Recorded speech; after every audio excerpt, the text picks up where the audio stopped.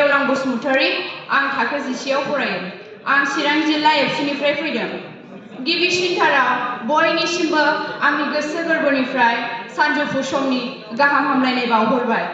दिनैनि बे हाबाफारियाव थामहिनबा मिरु दुलाराय बर' फरायसा आफादनि 56थि थान्दै जखनथायाव थुनलाइयारि बादायलायनाय हाबाफारियाव सायख'नानै होजानाय बिजिरगिरि सारमोन लोगोसे गुबुन गुबुन जिल्लानि फरायसालि फरायसालिमा आरो मुलुगसोलोंसालिमानिफ्राय नुजाफैनो हानाय आंनिनो फरायसा फरायसुलि लोगो नोंथांमोन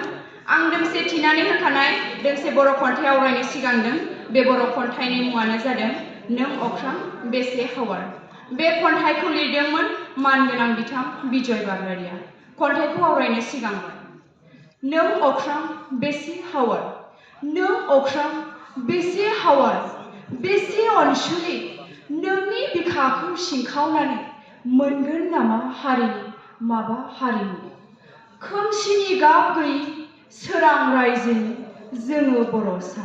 बिनिनो सायावनि नों अख्रां रैसुमै हारिमु लाइसि बिबारनि मिनि गैयि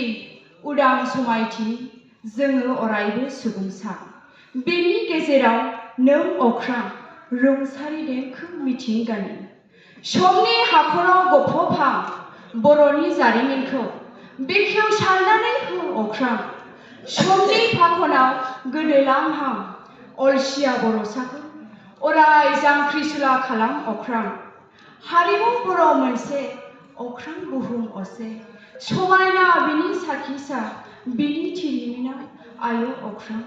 फंसेल' बाथ्रा जिउनि बे खन्थाइखौ आंनि अनजालिया मोसाफाख्रि खन्थाइ बिजाबनिफ्राय जेरै दं ओरै दैखांना होनाय जादों गोजोन्थों।